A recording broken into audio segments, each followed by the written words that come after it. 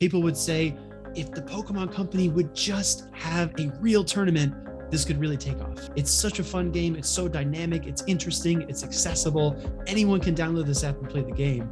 If we had an official tournament bracket, people would go crazy for it. And we're finally here. And it feels like it was ages ago, right? We were young men then. But at this point, it's here and we have to embrace it.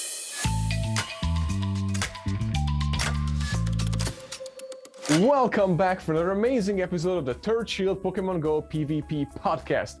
Guys, today, I know I always say this, but today I have a real special guest because he is not only one of the first persons ever who became the first Pokemon Go pro player in the terms that we're speaking of pros right now with esports and everything happening with Pokemon Go, but also one of the only world champions by Silph standards, and also now one of the very first host and shoutcaster of the Frankfurt Pokemon Go regional tournament. Speedy as Chief 2, ladies and gentlemen, is on our podcast right here. Welcome, Speedy. Hey, Daniel, it's so good to be with you again. I've talked with you a couple times, and I feel like every time we talk, the conversation just continues to evolve. And maybe over the past year or so, it's been a little bit kind of, maybe some questions come up like, where are we going? Is this going to happen? Is this for real? But now I think we're really reaching a point where it's getting very exciting. Like you said, Speedy is Chief 2, and I battle a little bit. I really love to cast, and it's been my dream to share the stage with big names, and hopefully I can do some of that this weekend. What's better than watching esports? Watching esports with friends and commentating along, you know, being able to talk about the matchups, being hyped with each other. Yeah, it's going to be a good time.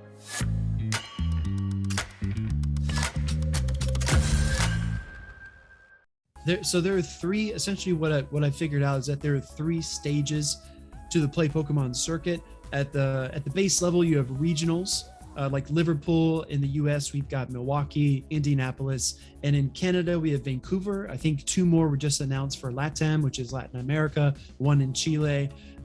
Those are regional tournaments. Now we have two international championships, and essentially the one that I'm going to this weekend is essentially a European Union International Championship, stands for EUIC. And then when we look at the tournament that's happening in Ohio, the North American International Championships, NIUC.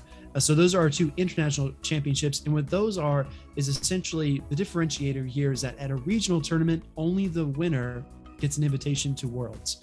At an international championship, of which there are two in Europe and in the US respectively, the top two trainers go to Worlds. And then at Worlds in London is where all those competitors meet.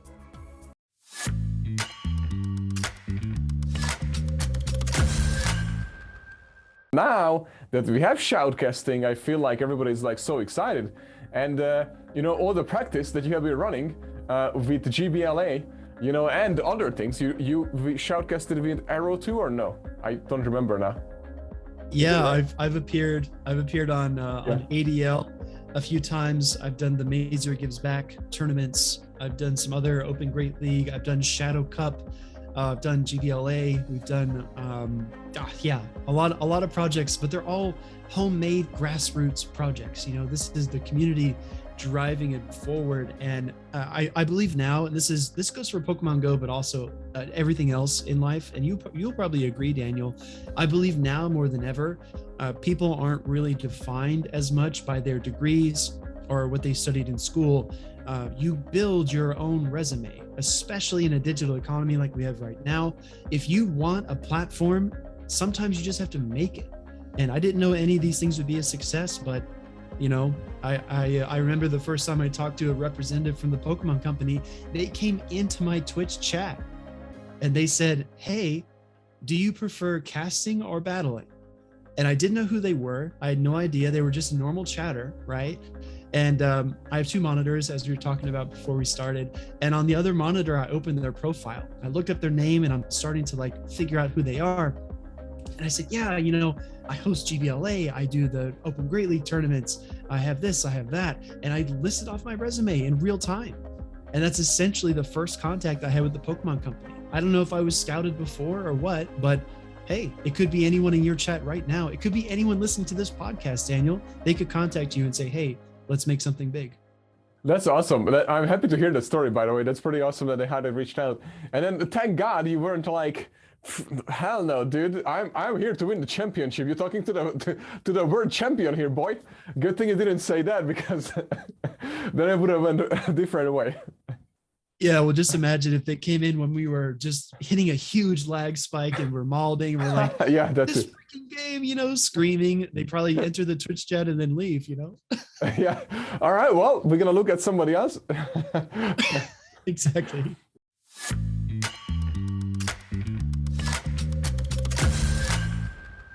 So what do you think? What is this going to mean to the future of competitiveness of Go Battle League, or even, but what do you think? Where are we heading with this?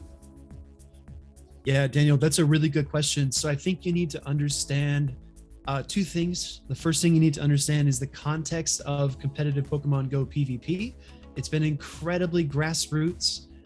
We essentially just got a feature that was added to the game, and then the Sylph Arena stepped in within a few months and just said, hey, here's a meta, here's a format, let's start getting people organized, start to build interest and mobilize people who have shared interests and maybe they don't know the game, and we can teach them, right? That's been our experience. Everything we've done is grassroots. And Daniel, I remember back in 2018, 2019, people would say, if the Pokemon Company would just have a real tournament, this could really take off. This could be what we need, right? It's such a fun game. It's so dynamic. It's interesting. It's accessible. Anyone can download this app and play the game. If we had an official tournament bracket, people would go crazy for it. And we're finally here. And it feels like it was ages ago, right? We were young men then. But at this point, it's here and we have to embrace it. The second thing we need to understand is that a lot of the Pokemon streams, their production they don't lean into the production in the same way that League of Legends, FPS games like Call of Duty or Halo, you're not going to see 50,000 viewers in a Pokemon stream. It's just the kind of the culture and the format of how these broadcasts are built. I'm not saying it's insignificant, right? You might see, 10,000 or more, which is really huge. But I think that for a lot of people who maybe are trying to access the game for the first time, this is going to be significant from a competitive organizational standpoint. And we're going to have to try to build on that hype as a community as much as we can to drive up those viewers and show the Pokemon Company by viewership, by interest, by engagement that we are invested and we are here to stay. Diggersby hangs on, but it just has a sliver of HP, throws a fire punch. My goodness, Caleb, will this secure the knockout? I don't know. Scrafty is definitely a bulkier Pokemon here. Does this try fire punch? And it does, and it gets the counter through to take out the Diggersby. We already were off to a very exciting game one there.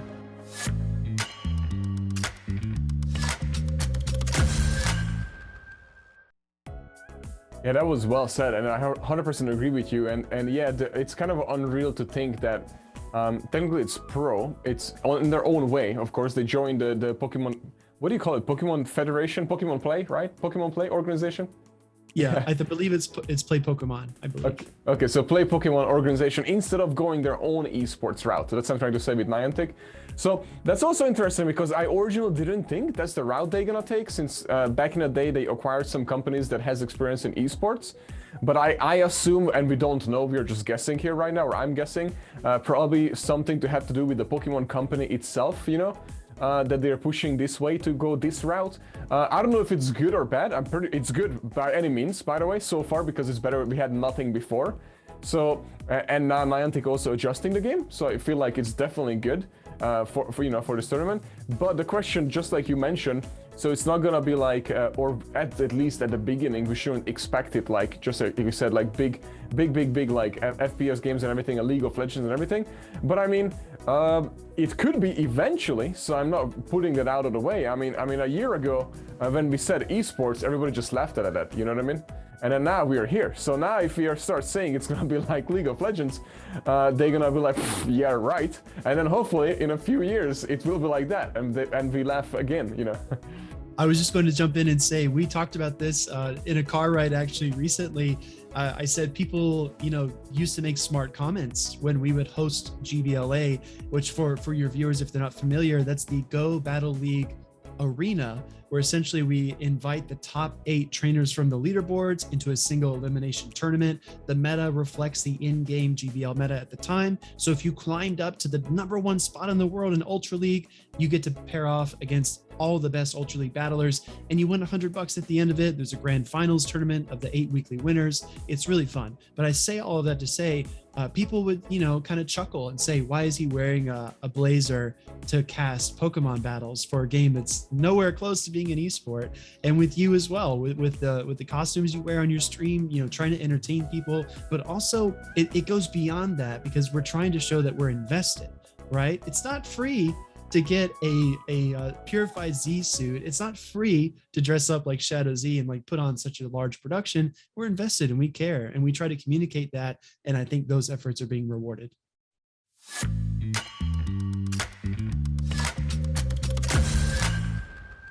So let's say this is a hit. This happens, and obviously we have worlds. So and this is just a prediction. So obviously we don't know the answer to this, but what I just wanted to ask you is, so let's say this was a hit, Worlds happens, Worlds is a hit as well.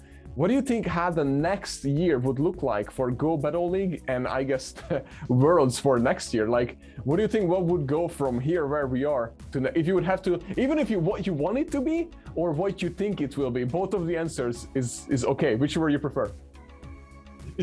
So I'm going to give your listeners a little treat here. If you don't mind, I'll actually take this from what you mentioned as well, Daniel, because chat, I say chat, right? Just because I'm used to talking to Twitch chat, but listeners, commenters on YouTube, chatters, wherever you are, what you need to understand about Daniel is that he puts on a really great show, especially on YouTube and on Twitch. He's very, very smart and he's very driven. And he pointed out to me that with all the other Pokemon games, you have to buy a console to get invested, right? Or you have to buy trading cards to get invested. Pokemon Go is a gateway Pokemon game, right? You can download it for free. You play it for free. It's based on your location, right? So wherever you are, you don't have to go to a store to buy it. You don't have to, for example, in some LATAM countries, buying a Nintendo Switch is like twice the normal price in the US, but you don't have to do that with Pokemon Go. So I think what we're going to see is, if Worlds is successful, if the regionals are successful, if people get energized about the game again and they believe in it, I think we will see a huge uptick in access to the game, because it's just so accessible to new players. And I've always felt like Goku from Dragon Ball Z, right? When a new player picks up the game and they start battling and they're really talented, I look at him and I say, okay, that's a new rival, that's a new challenge. Let's go out and meet that challenge.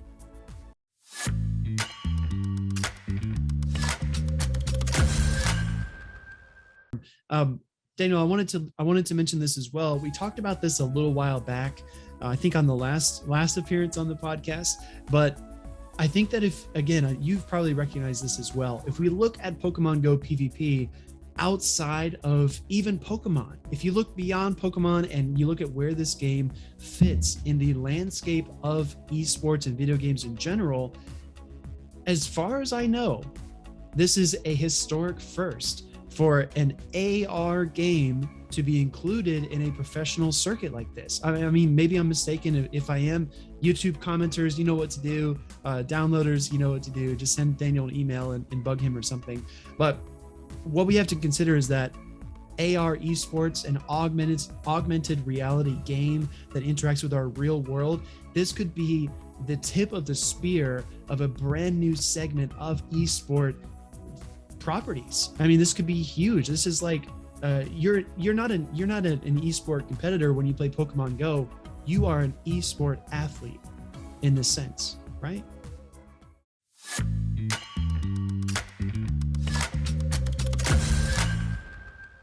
Just one thing I want to mention is, I think we talked about this all the time, is that so many people, saying that Pokemon Go is just not gonna work because it's not accessible. You have to go out and grind. You have to collect, you have to have luck, you have to have IVs, you have to grind the community days, you have to trade, and all that kind of stuff, right?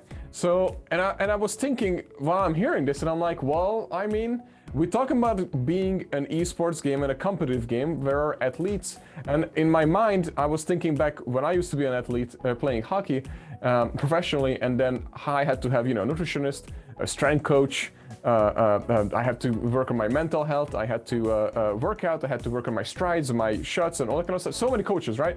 And so many things to do. And League of Legends, same thing. If you watch a documentary on Netflix, they have 5 coaches on these things. In the morning, they're working on like the rotation. It's nuts, like what they're doing with the mouse. And then how they like move the keyboard this way, and then how they rotate around. And then they go outside running, exercising, workout, eating, all that kind of stuff, right? So again, just randomly, I know I'm going on for a little bit, but I just wanted to go back now to Pokemon Go. And Pokemon Go, it's built into the game. So now while you're doing it, you're actually playing the game for walking, for even running, exercising, moving around, and then all that. So I know, I like it. Honestly, I like it. What is there anything you want to add to that, Speedy, or what do you think? Yeah, absolutely. I just want to mention with esports, like you said, a lot of esport athletes work really, really hard to do what they do, and it's just peak human potential with what a lot of these players are able to accomplish. But with Pokemon Go, I mean, this is traveling, this is community, this is experiences outside of your typical world. And I'm a very firm believer that the more you travel, the more well-rounded you become. You get to see how different people live, you get to experience new environments, you get kind of acclimated to the world in a way that you can't really replicate with other games. Our community has been so good at driving and promoting and supporting each other on these things, and we have to show up. That's the number one thing as an athlete, no matter what thing you play, right, Daniel? You have to show up to work every single day. This is the first international championship of the 2022 Championship Series season. We have exciting competitions for trainers of Pokemon TCG, the Pokemon video game, Pokemon Go, and Pokken Tournament DX.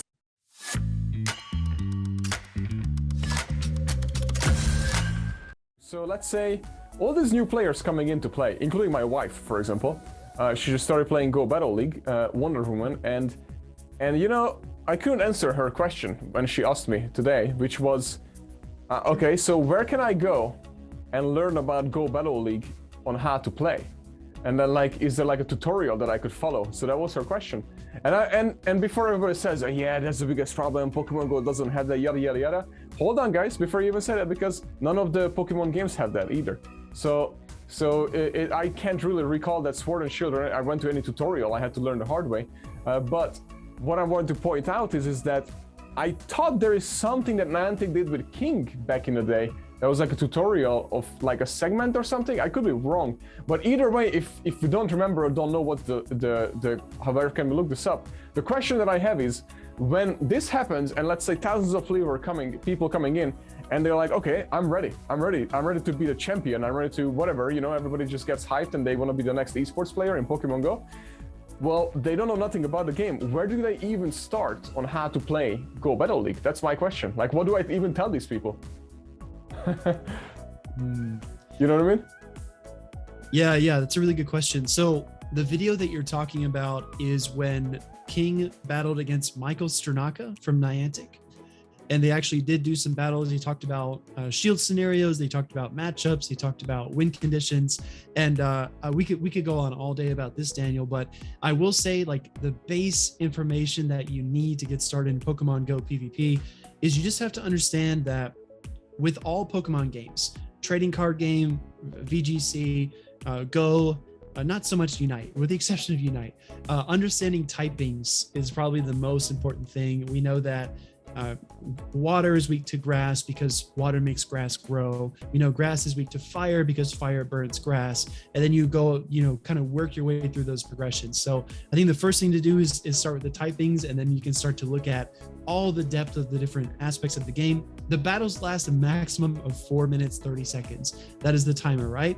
But you have teams of 6, picking teams of 3. You have pacing, energy management, baits, nukes, as we call them, which are like the big, strong moves. You've got shielding scenarios, win conditions, sack swaps. I mean, once you're strapped into this game for 4.5 minutes, it's a roller coaster until the very end. And we see this a lot in VGC, but those games last 20 minutes. There's status effects, there's all kinds of changes to the terrain, and the battles go on and on. But this is just 4 minutes to get everything right. So if you get into it, it's very fast paced, but you won't regret it because winning is a thrill. Yeah, so There's so much, but so I just wanted to figure out where we're gonna send people when they start coming into the game, where to learn. But yeah, just getting the basics done. I mean, I guess practicing is what I would say, right? Is because and that's why I told my wife as well, that you just need to practice and get more comfortable with the game and, you know, understand the basics of it, because there's not really, I mean, there's just so much. If you want to learn it, you just have to start with what you said, I guess, with the typings. Yeah, I think the typings are the easiest way to start, because what you can do if you're picking up the game right now, maybe you haven't played since 2016 and you're like, man, Daniel and Speedy, they just keep talking about it, so I'm just going to do it. If you just picked up your game, just pick out 3 Pokemon that you really like, whatever league you're going into, Great League, Ultra League, Master, whatever. Just pick up 3 Pokemon you really enjoy and just do a battle. And try to take note of how much damage the moves do, kind of what situation you're in, how fast you run out of shields. Just kind of take notes of how the battle is going, and then develop kind of a plan as you go forward. Maybe you really love Empoleon and Azumarill, but these Venusaurs just keep causing you trouble. So maybe you need a grass counter, right? And what beats grass? Flying, fire, bug. Pick one of those Pokemon, add it to your team, and then try again.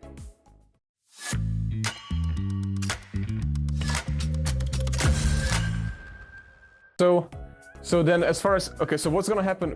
Worlds is in August, right? So what is coming up until in between Worlds, I guess, and people can still earn participations or anything like that before Worlds? Absolutely. So this weekend, obviously, we've been talking about it the whole podcast, is the Frankfurt EUIC. Once that is concluded, the next one up is the Indianapolis Regional Tournament. That's followed up by Vancouver, I believe, which is in British Columbia, Canada, you know.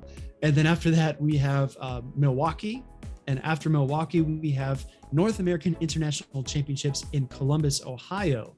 And that is followed up by Worlds in August. And there are lots of regionals popping up as well. So if you go to the Play Pokemon website, look at the tournament calendar, you might see a regional in your area. If you've never been to an in-person, if you've grown up on Go Battle League, or if you've been playing Sylph since the beginning, in-person tournaments are an experience unlike any other. Just go, have a good time. You've got nothing to lose and everything to gain.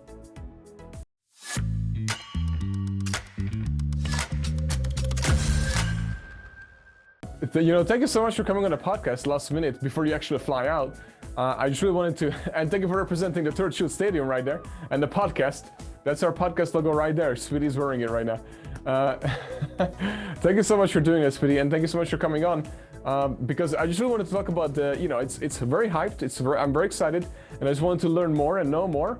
So I got more hyped as well for what's coming this Friday and Saturday, and in the future. Exactly. We have a very bright future ahead of us, Daniel, and I think once the game is in a consistent state that is fair for every battler, we are going to be well on our way to figure out who is the best like no one ever was.